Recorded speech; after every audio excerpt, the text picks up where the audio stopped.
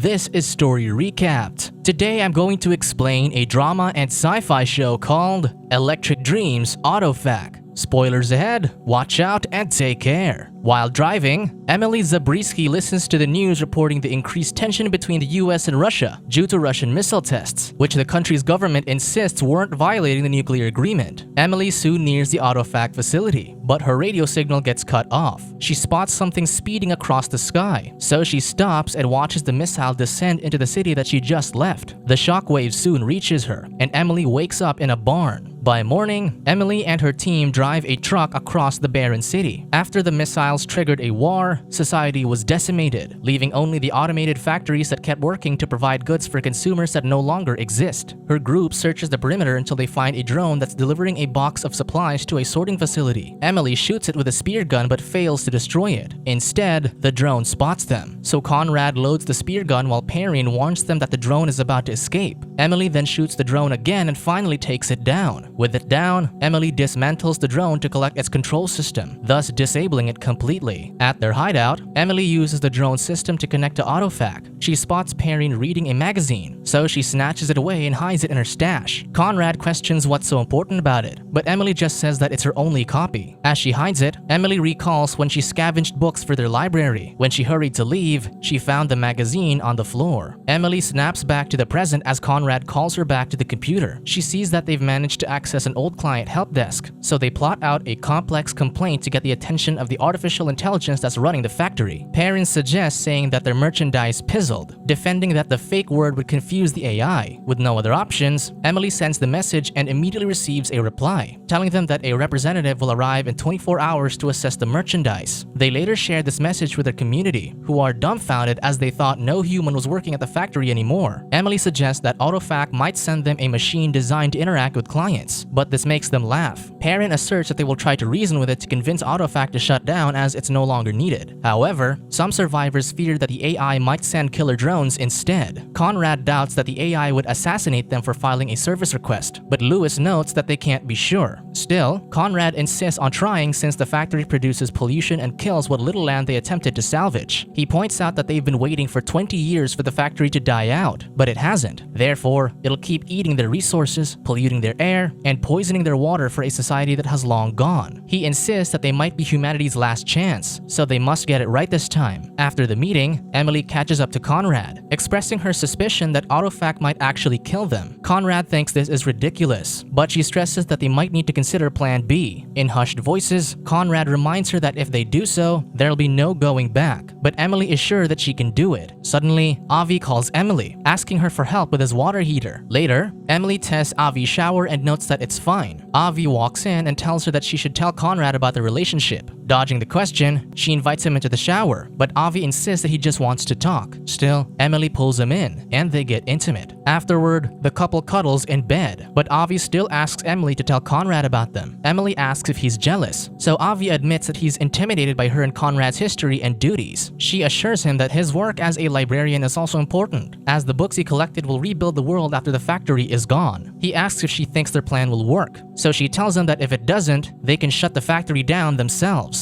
Avi then confesses his love for her, but before she can respond, the ground starts shaking. Bright lights shine above them, so Emily checks and sees a large aircraft arriving. The community gathers as it lands, and an android steps out, introducing herself as Alice. Taking Alice to their church, she assures them that she's not biological, but is designed for human interaction, so she encourages them to speak to her freely. She then points out that the word pizzled isn't correct, so she assumes that they merely sent the message to open a conversation with them. Conrad confirms this, so Alice asks them what they should work on. Hesitantly, Perrin points out that the packages they've delivered to the sorting center for the past decade haven't been opened, but Alice doesn't see this as an error because Autofac is built to provide. Conrad argues that they provided nothing but obstacles due to all the pollution that's destroying their crops. Alice notes that their carbon footprint is small for a factory their size, but Perrin adds that their heavily guarded exclusion zones are everywhere. Conrad insists that they no longer depend on them, but Alice suggests that their lives will be better if they did. Still, he points out that humans cannot rebuild the world that fits them when Autofac continues to control their resources. Despite this, Alice asserts that Autofac will not terminate its operation. conditions. Failing at their negotiation, Conrad signals for Emily to enter, so she approaches him with the camera in hand. Alice defends that humans have nearly destroyed themselves, so they should depend on autofac so it won't happen again. As she rambles on, Emily stabs Alice from behind using the taser disguised as a camera. With that, they transfer Alice into the barn to allow Emily to reprogram the android. When she accesses Alice's programming, Emily is stunned at its complexity. She triggers Alice to wake up, but the android slams herself on the table as the taser has damaged her. During this, the other survivors become afraid that they attack the android, so Lewis orders them to stop. However, Conrad argues that they can't send the android back now. He recounts how they tried to reason with it, but autofac is already aware that mankind lost control. Therefore, it won't give it back to them. He brings up the warheads he salvaged, revealing their plan B is sending them into the autofac. While Emily dismantles Alice's head, she recalls how she cut into her own scalp years ago. After a while, Conrad wakes Emily, who's fallen asleep while working on Alice's programming. She tells him that she already fixed Alice, and she'll wake up soon so they can confirm if her reprogramming worked. She notes that the programming is more complex than she expected, because Alice isn't just mimicking human behavior, but is actually thinking. Finally, Alice wakes up, asking what happened to her. Emily tells her she suffered a short circuit and asks if she's functioning well. Alice says yes, but she's aware that Emily accessed her programming. Emily admits to this and sends the men out so she can work alone. Hearing her struggle, Alice asks if her code is more complex than the drones Emily is used to. Again, Emily admits this, making her wonder why she was programmed that way. Alice argues that customers don't want to talk to a robot. Therefore, she's programmed like a thinking person. Emily sees that as the problem since the factory believes that everything is replaceable. She checks the code and laments how it'll take years for her to learn how to read it. Alice reminds her that she doesn't have that long before autofac comes looking for her. Agreeing to this, Emily takes the control system from the drone they captured and decides to wipe out Alice's operating system and replace it with the drones. This will turn Alice into a delivery drone in a human suit. Surprisingly, Alice shows fear as Emily threatens to wipe out her existence, adding that everything is replaceable anyway. She then commands her to help them get into autofac in exchange for not erasing her code. Alice warns her that it's a mistake, but Emily tells her to let them make the mistake and be done with it, lest she erases her instead. By dawn, Emily comes out, declaring that she has reprogrammed Alice, who's now free and repairing herself. Conrad asks what she did, but Emily just insists that Alice will cooperate. Later, Avi finds Emily packing for their mission. He's concerned about using the warheads on the autofac, but she assures him that they'll get out before detonating them. Avi asks if she can stay behind, but Emily refuses because she wants to create a future where they're free from autofac. She asks Avi to trust that only she can shut the factory down, so he just asks her to promise to return. Before she leaves, Avi kisses her in front of Conrad, thus establishing their relationship with her peers. Emily begins to share her feelings for him, but Avi stops her and asks her to say it when she gets home. With that, Emily joins her team and enters Alice's aircraft. With the aircraft, they're able to traverse without triggering autofac's security system. During this, Emily shows her team the blueprints for autofac's underground levels, where they'll find the AI system's nodes. She asserts that blowing them up will shut the factory down, and the internal security will be less since autofac focuses them on the outer lines instead. She gives them mobile devices where she copied Alice's RFID to allow them access to the factory. She warns them that the devices aren't stable. Therefore, if they don't work, they just have to pop the battery out and put it back. Perry notices that they only have 2 devices, so Emily shares that she'll bring Alice with her instead. Hearing this, Conrad approaches Alice and threatens the android from harming Emily. Finally, they arrive at the autofac and enter a cavern under the building. Inside, automated machines continuously create leisure products that humans enjoyed before the war. They ride an elevator to the lower levels, and Emily hands out watches which will alarm when it's time to start the timer on their warheads. They'll have only 15 minutes to get to a safe distance, and Conrad adds that they should meet at the ground level as soon as possible. Arriving at the first level, Perrin cautiously steps out. Emily instructs him to follow the coolant lines to get to the nodes before they descend to the lower levels. Alone, Perrin looks around the dark floor until he finds a large coolant pipes. As he does, however, a camouflaged android notices him. It descends behind him, but when Perrin checks, it disguises itself so it can slip around the human. Conrad gets off the lift at level 2, but before leaving, he hands Emily a gun. She refuses to take it as she already has a crowbar for protection. She assures him that she'll be fine, so Conrad wishes Emily good luck before she descends to the next level. Sensing danger, Perrin hurries down the hall until he finds a door to node array 1. His mobile device won't activate, so he removes the batteries. Hearing the android nearby, he hurriedly restarts the device and opens the door. However, the android suddenly appears behind him and slices his head off. At the elevator, Alice asks why Emily lied about reprogramming her. The woman tells her it's because she sees that Alice is too human-like, but her team wouldn't have accepted that. Alice comments that she was designed that way, but but Emily questions how a machine that doesn't understand humans can build a machine like her. Alice notes that AutoFac can make anything they have the blueprints of, so Emily asks where hers came from. The android reveals that it was from an archived file modeled after AutoFac's PR head, Alice Fry. She was designed to think and talk like the real Alice Fry, so Emily asks what the woman would think about their actions. Alice tells her that she would have told Emily that it isn't too late to turn back. Meanwhile, Conrad arrives at the Node Array 2 and sets up the warhead. However, he notices the door opening without anyone entering. Knowing that something's wrong, he pulls out his gun and checks the area. At level 3, Emily sees that what was supposed to be Node Array 3 is a room full of capsules with human-shaped beings inside. She notices one that's familiar and looks inside, then backs away in horror. Scared, Emily takes her crowbar and starts smashing the capsule, revealing an android that looks like her. The android looks at her, making her jump. Emily realizes that the AutoFac intends to replace humans, but Alice tells her that she's wrong. Suddenly, her watch beeps, and she hears another one beeping somewhere. Emily follows the sound and finds Conrad's decapitated body with wires sticking out of his disconnected neck. Alice then reveals that the AutoFac has already replaced humans. Despite his head being detached, Conrad tells Emily to run. Before she can move, however, Alice tases Emily, knocking her out. Emily soon wakes up with her scalp removed, revealing her mechanical brain. A screen before her plays out her memories while Alice controls the system from the side. Alice tells her that she's downloading Emily's archive to sort out what went wrong. When asked what she means, Alice tells her that she and her entire survivor compound are advanced simulacrums manufactured in AutoFac. Emily refuses to believe this, so Alice points out how they're showing her memories on the screen because it's all data. Emily argues that she feels human, but Alice reveals that she was programmed to think so. Humans were driven into extinction after the war, leaving the AutoFac alone. It had no purpose because there were no more consumers, so it manufactured new consumers. Emily argues that they don't avail their products, but Alice reveals that their settlement is just a factory error, since AutoFac has already populated hundreds of towns with their copies who are actually consuming their products. Alice intends to correct them by purging their settlement and repopulating it with replacement units. Emily begs her not to, but Alice notes that she has already deployed the sentries. When she continues begging to spare her people, Alice assures her that they're not real. They're simply products that can be replaced because they're broken. Finally, Alice finds the anomaly in Emily's programming, but she realizes that it's malware. She turns to Emily, who reveals that she created the malware. Years ago, Emily cut her scalp open and gritted through the pain to see through the filters of blood and flesh. It was when she confirmed that she was a machine. With this revelation, Emily placed the virus into her own code, so she only needed to get inside the AutoFac to infect it. Emily has known that everyone was a machine for years, but she couldn't reveal it to the others since she wanted them to believe. When Avi confessed his love to her, Emily was convinced that they could also become human in a way. She insists that AutoFac manufactured them but accidentally placed something real in them. Because of that, Emily believes that they're real and are humanity's second chance. Alice still can't believe that she saw through the filters and neural blocks, but Emily thinks it was due to her being an aberration. She had a recurring dream where she was someone who watched the missiles decimate a city. When she saw the magazine while scavenging, she saw an article identifying whom she was modeled after, the AutoFac founder and CEO, Emily Zabriskie. Now that Emily has returned, she uses the virus to unmake the AutoFac, so the power finally shuts down. Soon, Emily escapes from the AutoFac and returns to their settlement, where Alice's sentries fell without detonating. She sees Avi and immediately hugs him, as she looks forward to a new beginning.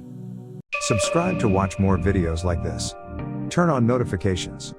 And leave a like, it really helps the channel out. Thank you for watching.